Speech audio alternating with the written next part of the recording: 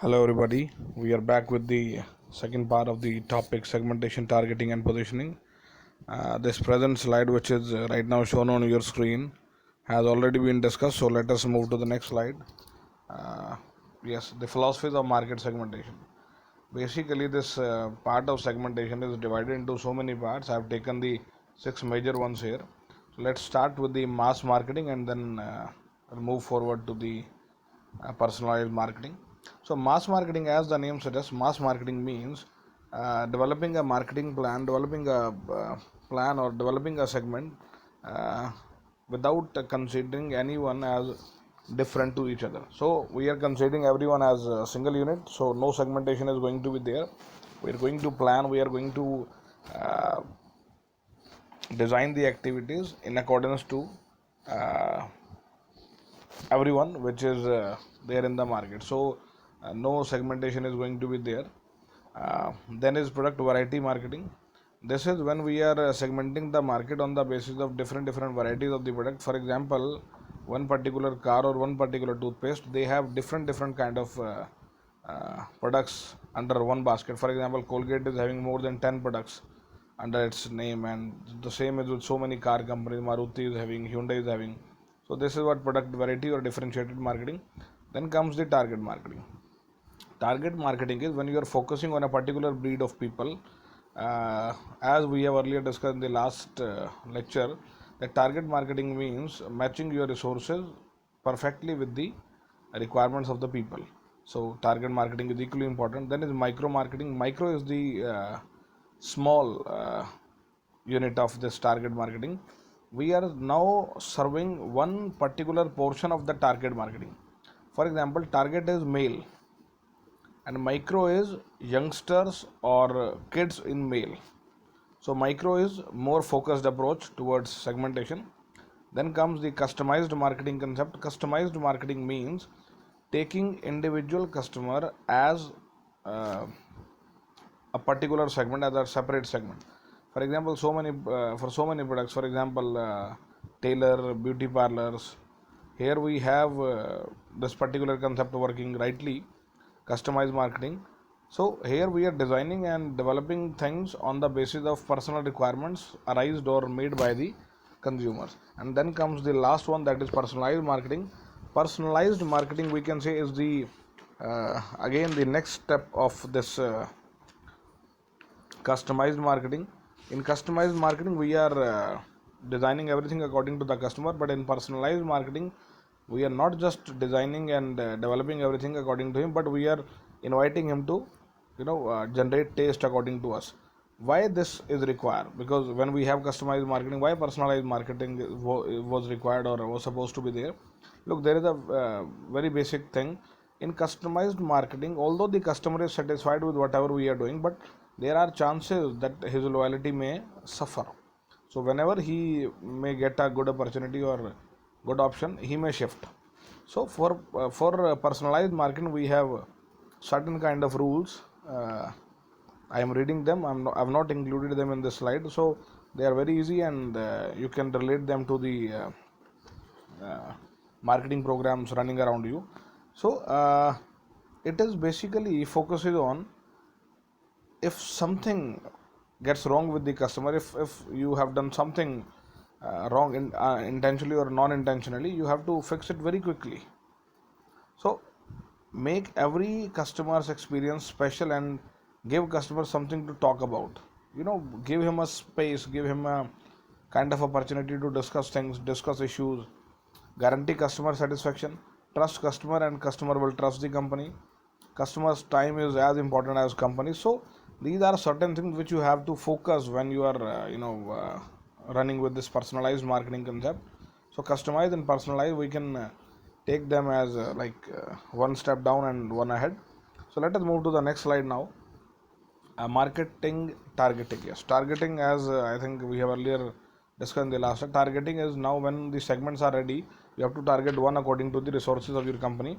I'm reading the definition stated above. Market targeting is the act of evaluating and comparing the identified groups and then selecting one or more of them as the prospects with the higher potential. So when you have you know made the made these segments out of a heterogeneous market. Now you have to actually compare them on the basis of what you have, what you have to offer to them, and then you have to actually perceive the kind of potential, kind of output they can give you.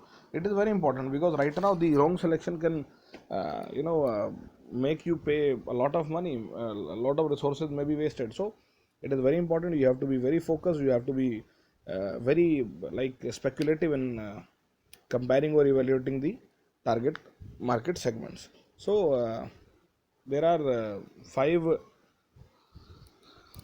evaluation criteria which are actually given by Porter. So they are known as Porter's five force model, and I'm going to give you a small insight into them. So the very first is industry competitors and the threat of segment rivalry. First of all, I would like to clear you one thing: the existence of a competitor is an opportunity or a threat to you. It depends upon the strong backbone of the company. It depends upon the vision and mission of the company, that whether they are taking the competitors available in the market as an opportunity or threat. Because I believe that the availability of competitors is a very positive sign, because they are going to teach you, they are going to make you understand that what your potential is. So if there is no potential, if there is no competitor, if there is no one who is giving a kind of rivalry thing to you, then there are no chances that you may think of progress. So let us start with this Potter's five force model. First is industry competitor and the threat of segment rivalry. It is very important. Look, when you are choosing a segment, it is very important to see what are the available competitors there in in that particular segment, and what are the chances of the rivalry among them.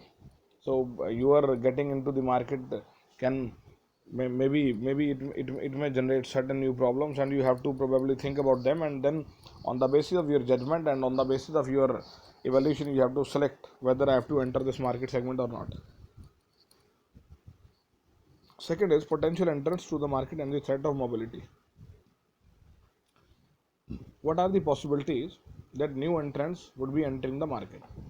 For example, if we talk about the present circumstances, the corona times, so many companies they are manufacturing the sanitizer and hand wash kind of things. So what are the chances whether they will retain in the market or not? Sanitizer was a kind of a medical thing, and which was supposed to be in hospitals, but right now it is everyone's need. Every family, every home, you will find a sanitizer there. So what are the chances? They have entered a market and right now they are performing very good. Do you think there are any chances that the the demand will go low after this thing will be right, after this pandemic will be over? What are the chances? Look, the sales may get down, but it has opened a new market for so many companies, so many medicated or so many companies which were related to this cosmetic line. So it has given birth to a new kind of market. So what are the threat of mobility? The mobility of the people as well as the companies. There are so many companies which are very mobile, in the sense they do not have a fixed kind of product variety model. They produce whatever is required or whatever is demanded in the market. So what kind of company you are, you have to think. The threat of substitute product, what are the substitutes available? Look, substitutes, the availability of substitute is an opportunity. I have earlier told you, because they will tell you how can you be the best. For example, if it comes to pricing, what is going to be your price? If there are 10 products in the market and they are already having a range of 70 to 80, then you cannot go beyond that. Or if you are going beyond that, then you have to actually specify, actually uh, make it clear to all the consumers that why your price is more than them, or why you are selling the product at a lesser price than them. That is buyers and their relative powers. If the number of buyers in the market is comparatively higher, or we can say if the buyers are in a dominating position in the market, then there may be a situation when he can, or he may try to bargain, or he may try to use his power, or I should say misuse his power. For example, if the buyer wants bulk quantity, then he may force you to reduce or compromise on any of the P's you are offering to him. So you have to see, when you are entering a market, you have to see the position of the buyer there. What kind of buyers are there? The wholesaler buyers are there, retailer buyers are there, or the final consumers are there, and what are the what are the other factors? For example, the availability of competitors. If the competitors are less in number and the uh, buyers are huge in number, so the buyers are certainly in a position to influence you or influence your company's product. Then the next is in this Porter's five force model, suppliers and the relative power. So in the same way, like the buyers were having certain powers, the suppliers are also in a position to influence your sales or your supply in the market. So you have to see what is the availability of people supplying the material to you, or the products you are offering. What are they acting as? Are they the chain partners, or are they the resellers? So you have to see how much dominating they are. It is very important to like consider them all while you are deciding your entry in the markets. So let us move to the next slide.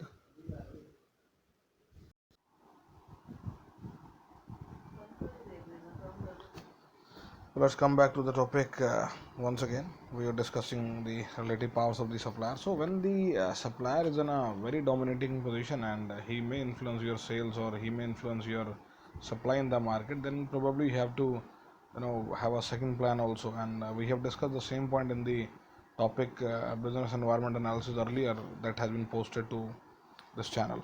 So let us move to the next slide. Yes, selecting the market segment. So it is a very crucial decision.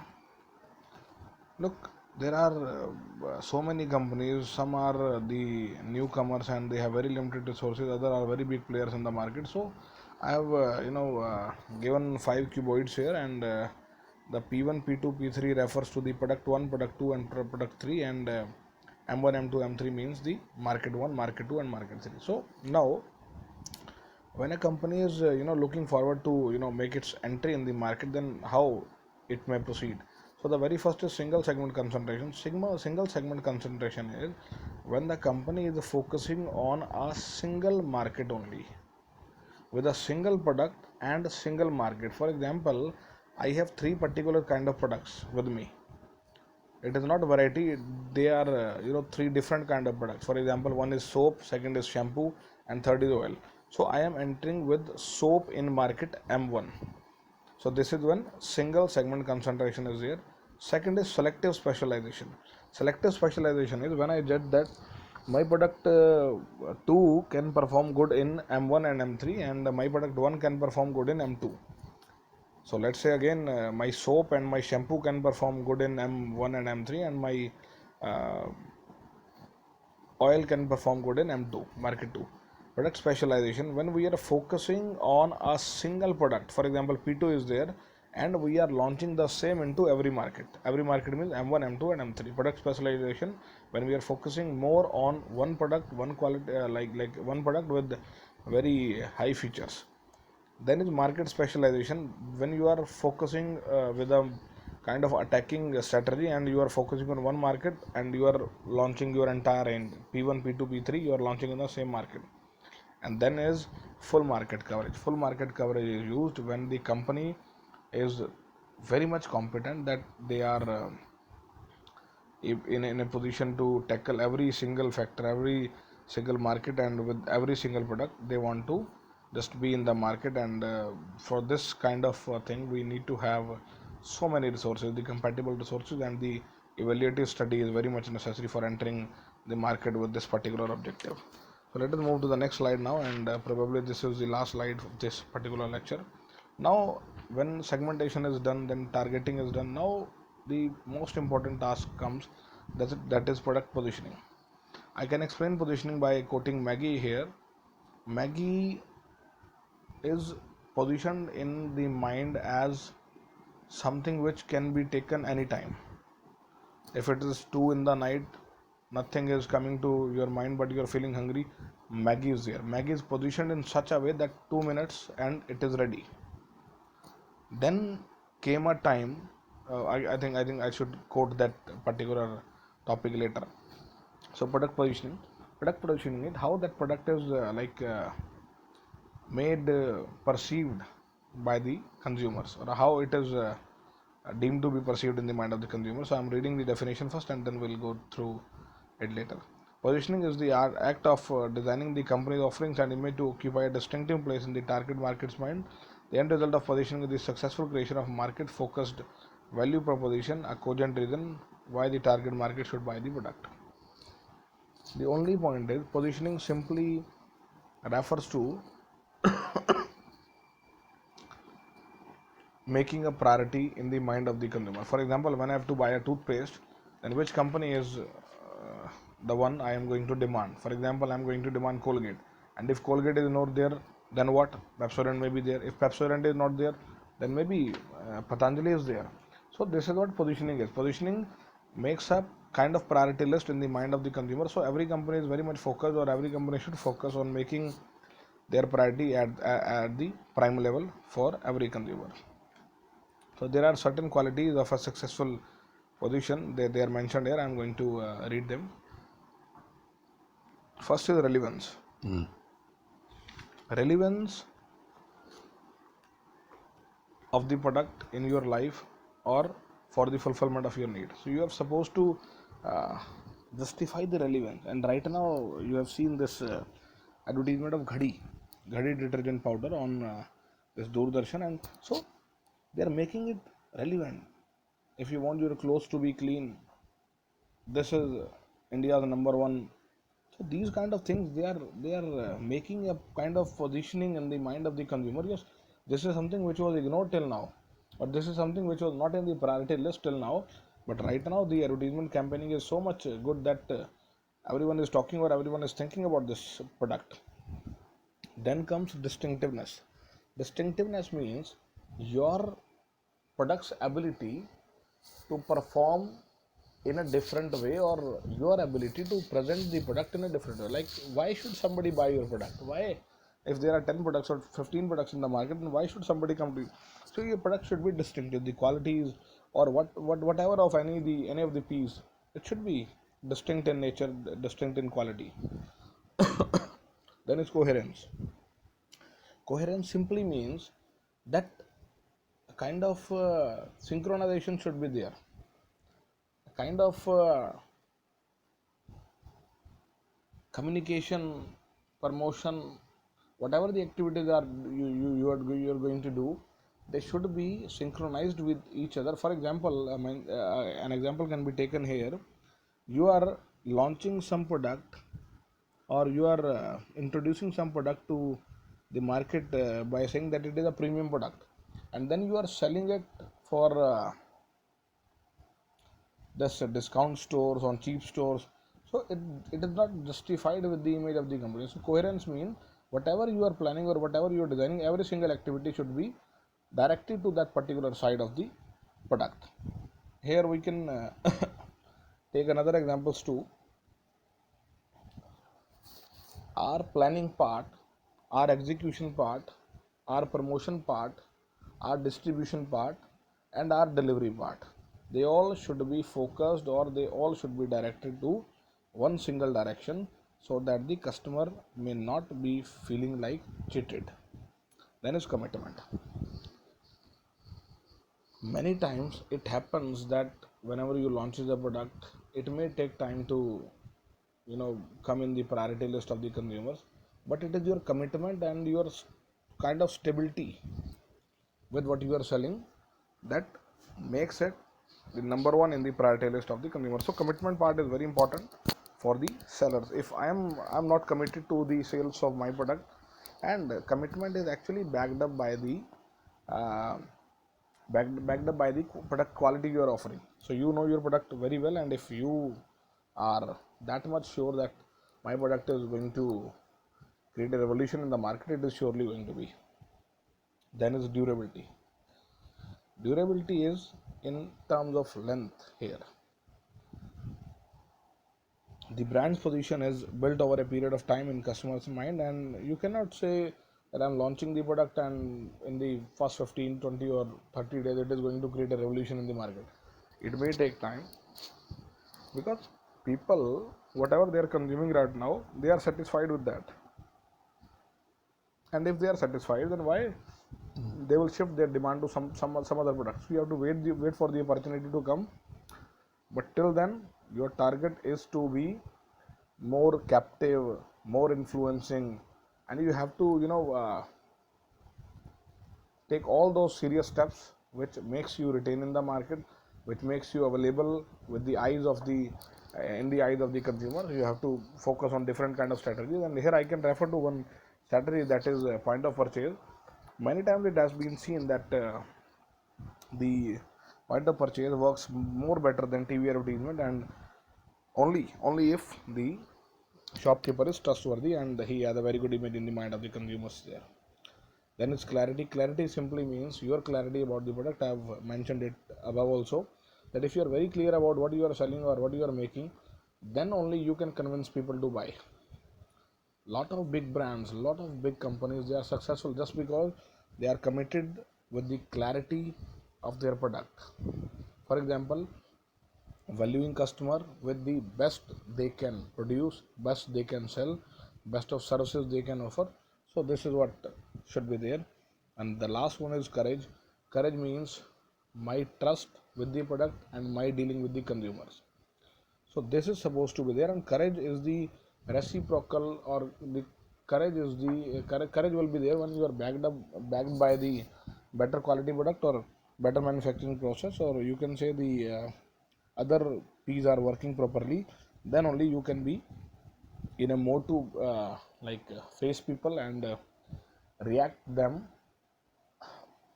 with the right answer. And this is only going to happen when you have the right product with you in your basket. So students, this is all about product positioning and qualities of a successful position. And yes, a question is raised by one of the students today, that was repositioning of a product. I was taking the example of Maggie here. Repositioning means positioning a product which is already positioned in the mind of the people, but due to certain circumstances, due to certain things which happen, the position is replaced. So repositioning means taking the trust of the people back. We have seen what happened to Maggie last year or last year, but then they came back, and again right now I don't think any other company they have replaced Maggie. Maggie is again number one at the number one position. So this is what repositioning is. Repositioning, again I'm using the word, simply means regaining the position, or it has the other side also.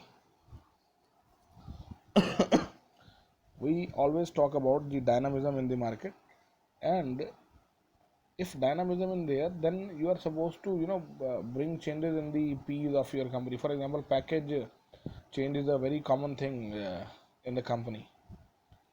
Every 3 months, 6 months, every year, the companies are coming with some new kind of packages. For example, there used to be a surf called Nirma, and right now the package is very much appealing. The same with is with Ghadi also, and all the companies, most of the companies, they are doing this because they cannot fluctuate the prices more. So package is something they are playing with. So repositioning is making the product more appealing, more and more appealing for the customer, uh, with any such changes you can bring. So I think that's all for this particular lecture, and I guess things are very clear to you. And in case if you have any sort of doubt, you can get back to me on my email ID and phone number, which is mentioned in the slide. So I think it's time to say bye now. You better take care of yourself, and आप लोग अपना भी ध्यान रखिए, अपनी families का भी ध्यान रखिए, और अपने नेबरहुड में भी चीज़ों को मैनेज करने में हेल्प कीजिए. Thank you. Have a good day.